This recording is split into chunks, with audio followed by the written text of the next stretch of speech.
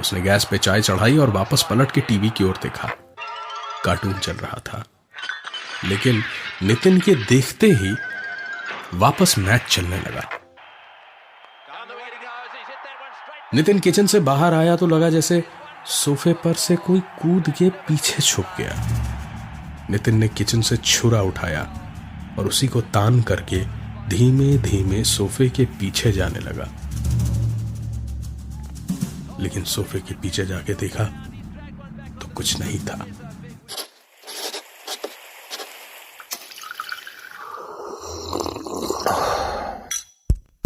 Fever Stories।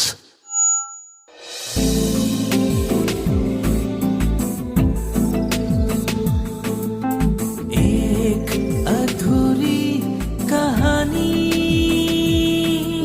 एक अधूरी कहानी, कहानी वाला देव के साथ। गर्मी का मौसम था, संडे का दिन था और नितिन आज पूरा दिन सिर्फ सोने वाला था।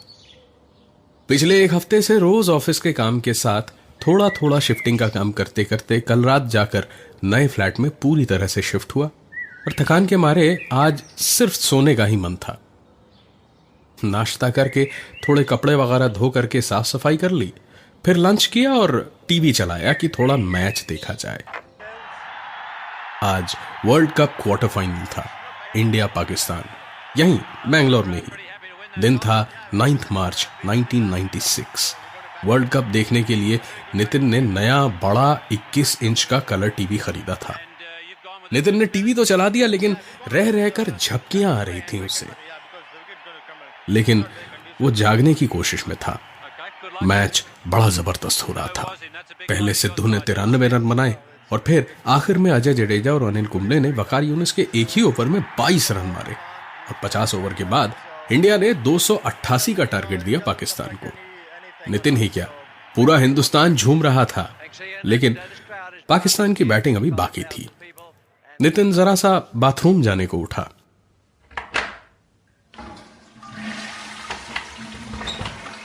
नितिन बाथरूम से बाहर आया तो टीवी पे कमेंट्री नहीं चल रही थी, किसी फिल्म का कोई सीन चल रहा था।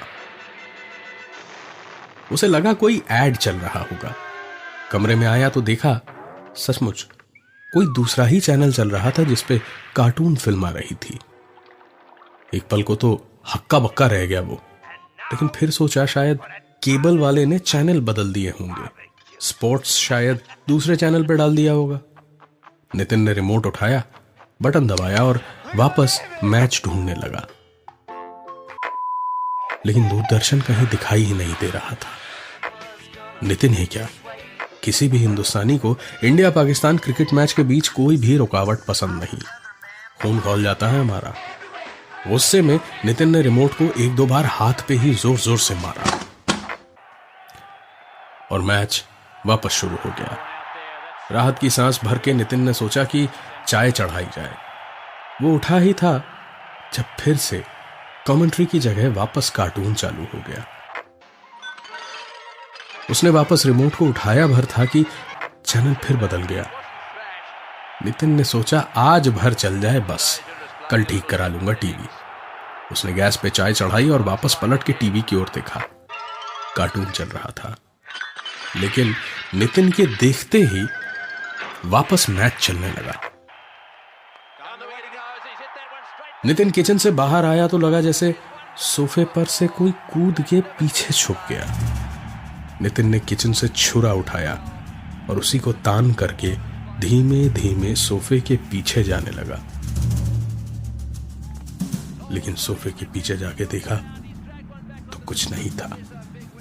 उसने सोचा थकान है शायद, और फिर मैच के चक्कर में एक्साइटमेंट इतनी ज्यादा बढ़ गई है कि उल्टी सीधी चीजें आ रही है दिमाग में।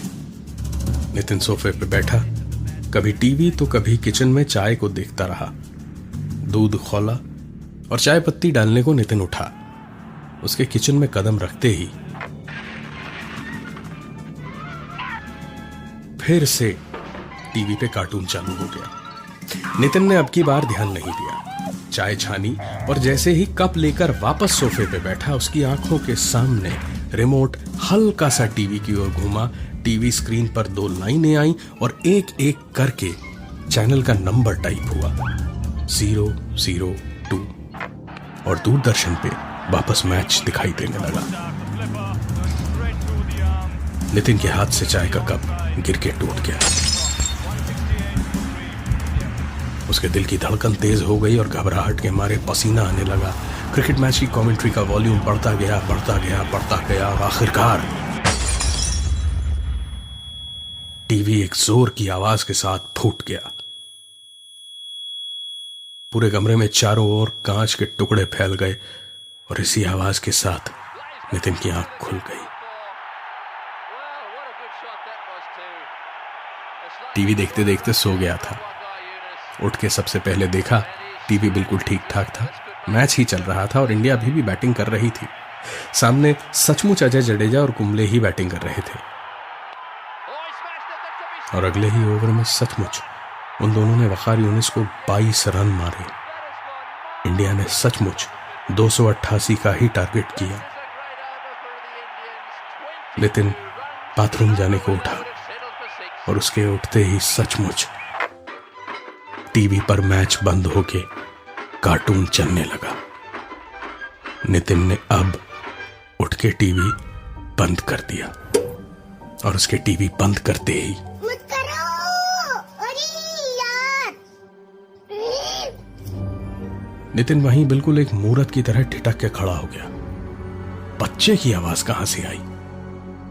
नितिन ने टीवी वापस चालू किया, खुद कार्टून चलाया। नितिन तो अकेला उस फ्लैट में रहता था। किसी बच्चे की आवाज कहां से आ रही थी, वो भी ऐसे जैसे यहीं पास में बैठ के टीवी देख रहा हो।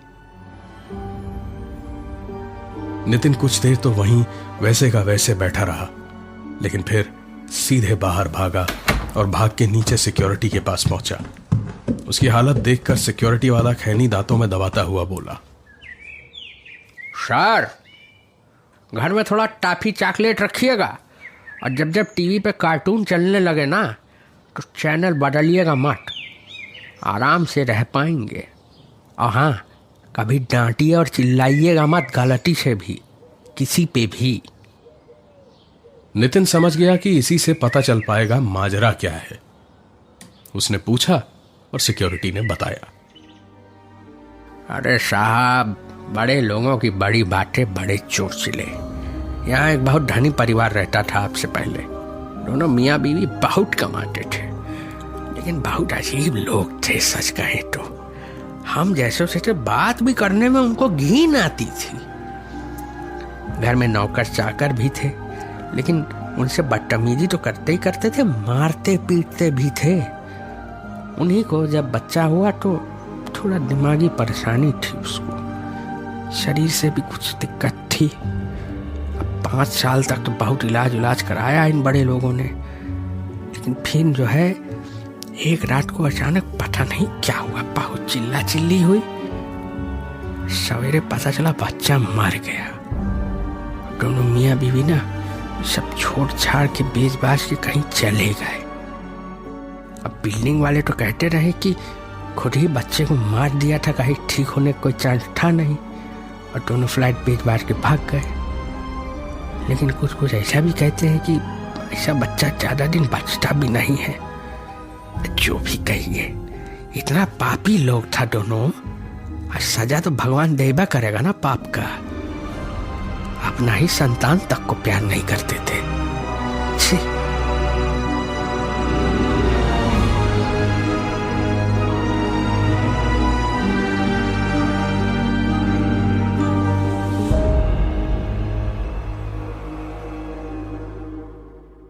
ऐसी और कहानियाँ सुनने के लिए सब्सक्राइब करिए फीवर स्टोरीज, कहानियाँ ऐसी जो दिखाई दें।